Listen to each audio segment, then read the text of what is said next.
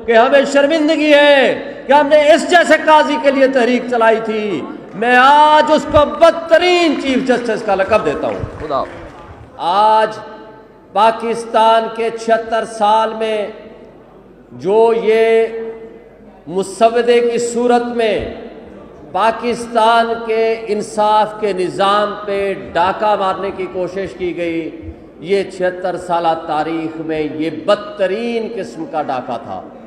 اور جو آج ہم جتنا بھی اس کی مذمت کریں کم ہے، اور افسوس سے کہنا پڑتا ہے کہ اس کے پیچھے ہمارے کچھ کالے کوٹ والے کالی بھیڑیں بھی موجود تھیں.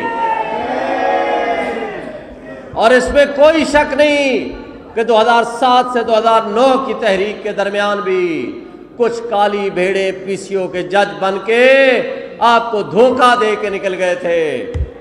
اور آج انہی کی شکل میں دوبارہ کچھ لوگ ایسے بھی شروع ہو گئے ہیں کہ آج آپ کے نظام انصاف پہ سب سے بڑا ڈاکہ ڈالنے کی کوشش کر رہے ہیں.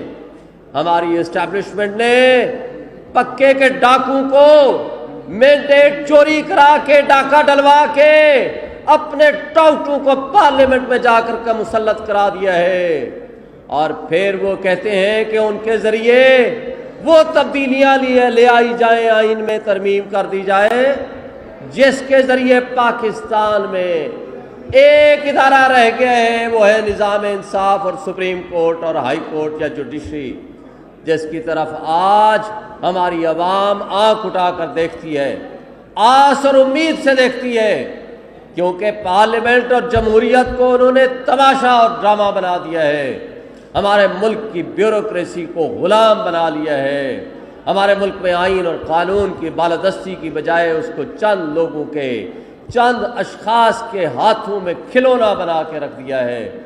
لیکن وہ انصاف، وہ منصف جو سپریم کورٹ سے ہمیں انصاف مل سکتا ہے، آپ آج اس کو ٹوتھ لیس کر کے ڈسٹرکٹ اینڈ سیشن جج کے لیول پہ لے آنا چاہتے ہیں.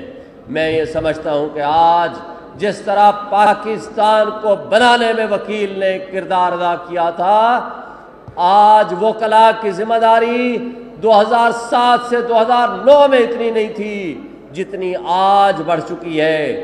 اس لیے کہ اتنا نقصان تو ڈکٹیٹرز نے نہیں دیا تھا جتنا آج یہ سو کارڈ جمہوری دینے جا رہے ہیں. میں ایک دفعہ پھر آپ سے یہ گزارش کروں گا کہ آج آپ اگر حمود الرحمان کمیشن رپورٹ کو پڑھیں، آپ کو نظر آئے گا کہ اس وقت کے ایک ڈکٹیٹر نے جمہوریت کو اپنے پاؤں تلے روند ڈالا تھا. قانون اور انصاف ان کی نظر میں ایک بادی تھی، اور اس نے اپنے اقتدار کو طوالت دینے کے لیے جس طریقے سے وہ حرکتیں کی تھیں، اس سے پاکستان دو لخت ہو گیا تھا. اور آج اس سے بدتر صورتحال ہے. بلوچستان میں جو اس طرح کی سچویشن ہے وہ سارے دوست آپ جانتے ہیں. خیبر پختونخوا کی صورتحال آپ کے سامنے ہے. آج پورے پاکستان میں جس طرح چار دیواری کی پامالی ہو رہی ہے، اس سے بدترین سچویشن پہلے کبھی نہیں آئی. لیکن اب یہ انصاف کے راستے میں رکاوٹیں اپنی جو وہ اسٹیبلشمنٹ سمجھتی ہے، وہ ہے سپریم کورٹ آف پاکستان اور ہائی کورٹ کے جس جج کو چاہیں جو ان کے مطابق فیصلے نہیں کرے گا، اس کو ٹرانسفر کر کے سزا کے طور پر دوسری ہائی کورٹ بھیج دیا جائے گا، اور سپریم کورٹ کو ایک سبارڈینیٹ کورٹ بنا کے ڈسٹرکٹ اینڈ سیشن جج لیول کی بنا کے بٹھا دیا جائے گا، اور ہینڈ پیک ججز آئینی سو کارڈ عدالت بنا کے وہاں بٹھا دیں گے.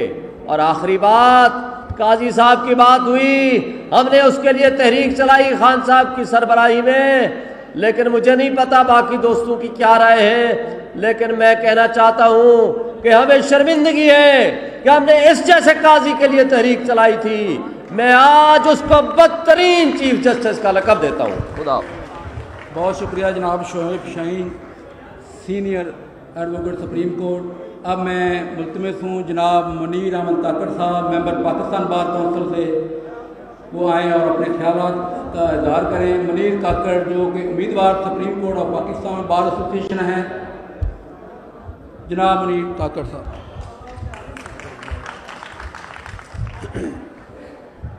बिस्मिल्लाहिर्रहमानिर्रहीम।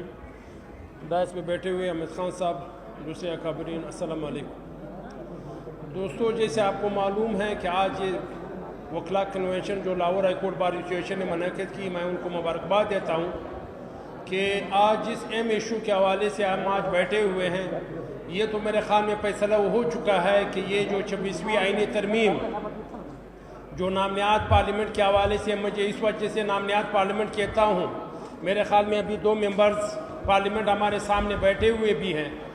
किसी मेंबर को ये पता नहीं है कि ये मसूदा या ये पैकेज कहाँ से आया था। हाँ, एक है सरेआम बाज़ार में कि GHQ के जेक ब्रांच से ये ज़रूर आया है। रात के अंधेरे में पार्लियामेंट के सामने पेश करके उनको एक वैलिडेशन देने की कोशिश की गई।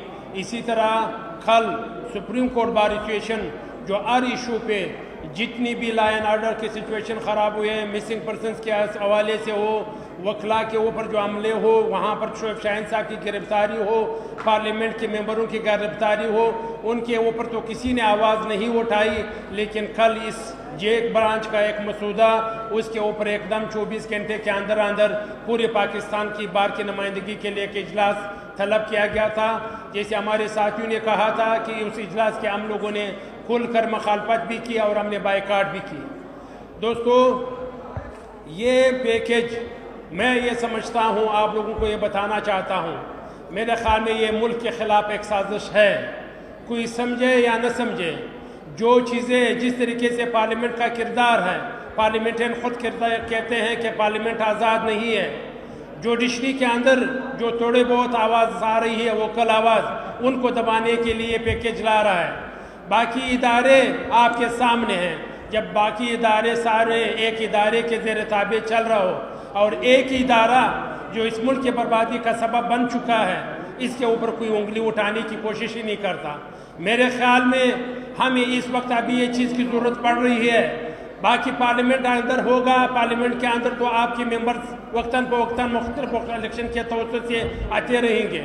लेकिन अभी हमें एक नुक्ता पे होगा कि हमारे जो पार्लियामेंट के मेंबर्स, जिन लोगों ने पार्लियामेंट के इख्तियारात को छीनने की कोशिश कर रहे हैं, जो लोग अदालती इख्तियारात को चैलेंज करने की कोशिश कर रहे हैं, वो उसको चैलेंज करना होगा और उनके इख्तियारात को हम पार्लियामेंट के अंदर ला करके उनको जो अपना रोल है, जो चौकीदारी का है, जो मेरा और आपका तहफ़्फ़ुज़ का है, बॉर्डर पे उनका काम है, उनके ऊपर फोकस करना होगा।